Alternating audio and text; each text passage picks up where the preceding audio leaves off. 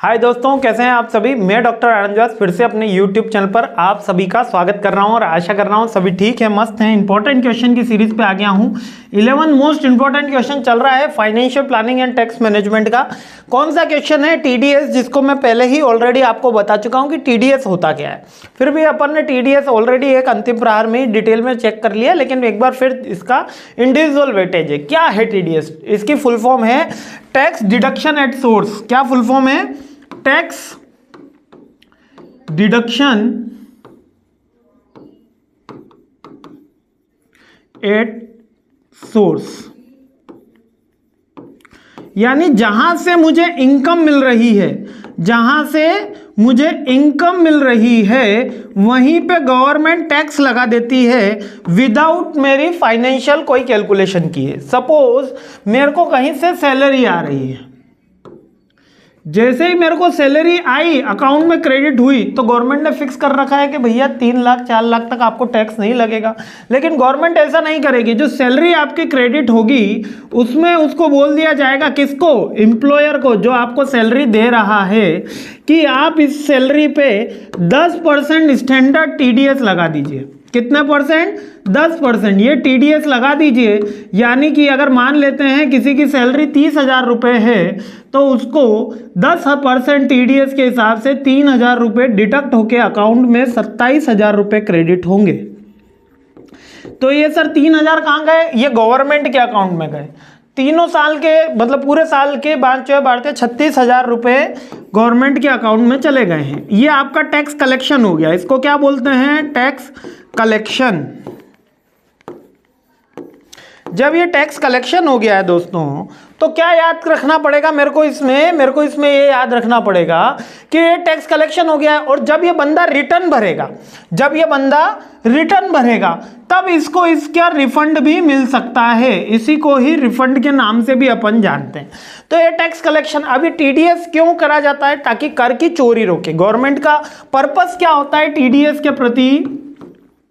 Tax evasion को रोकना। Tax evasion को रोकना। तो सर वो 36,000 रुपये गवर्नमेंट में पास रखे रहेंगे। अगर आपके पैसे हैं तो गवर्नमेंट विथ इंटरेस्ट आपको रिटर्न करेगी, विथ इंटरेस्ट रिटर्न करेगी। चिंता की कोई बात नहीं है। और अब तो ऐसा कर दिया है बिल्कुल निर्मला सीतारमण जी ने कि 7 दिन के अंदर पैसा ट्रांसफर अकाउंट से अकाउंट में आ जाता है।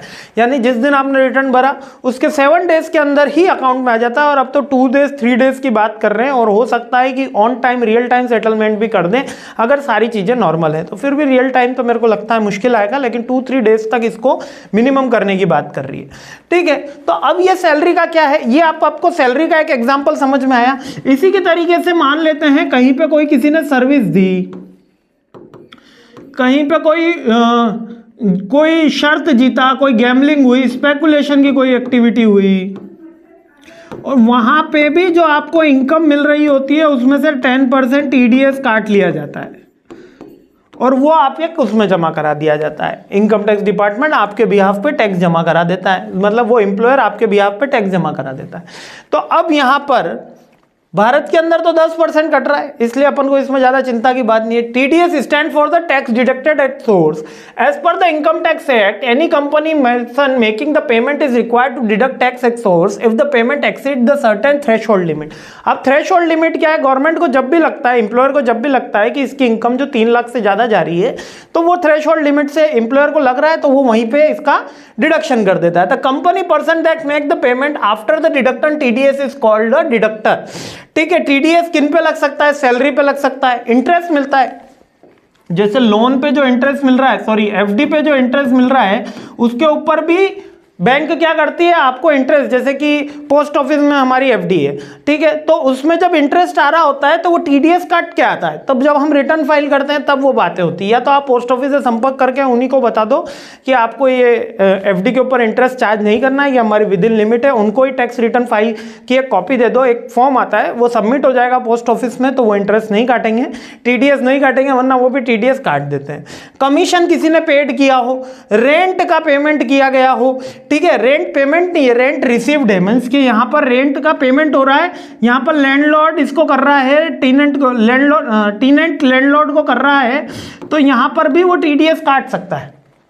क्योंकि लैंडलॉर्ड की इनकम हो रही है, कंसल्टेंट की फीस हो, प्रोफेशनल फीस हो, इस तरीके की जितनी भी एक्टिविटीज़ है इन पे एम्प्लॉयर जो होता है या जो पेमेंट कर रहा होता है वो टीडीएस काट देता है। 10% का सेटलमेंट रेट है, स्टैंडर्ड रेट है, 10% टीडीएस काटा जाता है। और ये आप फाइनेंशियल ईयर में जब आप रिटर्न फाइल करते हो तो ऑलरेडी उस बुक्स के अंदर अपीयर होता है कि इतना टीडीएस आपका जमा हो चुका है। अगर आपकी टैक्स उससे कम बनता है, अब मान लो कि किसी का टीडीएस 5,000 रुपये जमा हुआ है, कितना जमा हुआ है 5,000 रुपये, अगर उसका टैक्स बनता है 7,000 रुपये तो अब उसको कितना जमा कराना होगा, केवल 2,000 एक केस में। और वहीं जो दूसरा केस है, अगर सेम 5,000 उसका टीडीएस बन रहा था और उसका टैक्स बना है 3,000 रुपये तो गवर्नमेंट 2,000 रुपये का रिफंड इशू करेगी।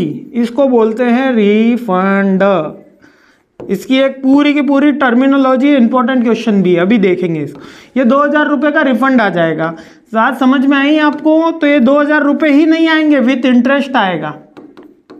6% 7% जो भी गवर्नमेंट का उस समय सब्सिडरी बॉडी चल रही होती है, जो इंटरेस्ट डिक्लेयर होता है उसके अकॉर्डिंग, उस टाइम पीरियड के अकॉर्डिंग आपको वो इंटरेस्ट सहित पेमेंट मिलता है। क्लियर हो गया ना? टीडीएस का क्वेश्चन बहुत इंपॉर्टेंट है, पार्ट बी पार्ट सी में आ सकता है। जल्दी न्यूमेरिकल पे छलांग लगा रहे हैं, 11 क्वेश्चन हो चुके हैं, 12वें क्वेश्चन पे आके जस्ट न्यूमेरिकल पढ़ाते हैं। जय हिंद, मुस्कुराते रहिए, खुश रहिए और जल्दी 12वें क्वेश्चन पे मिलते हैं।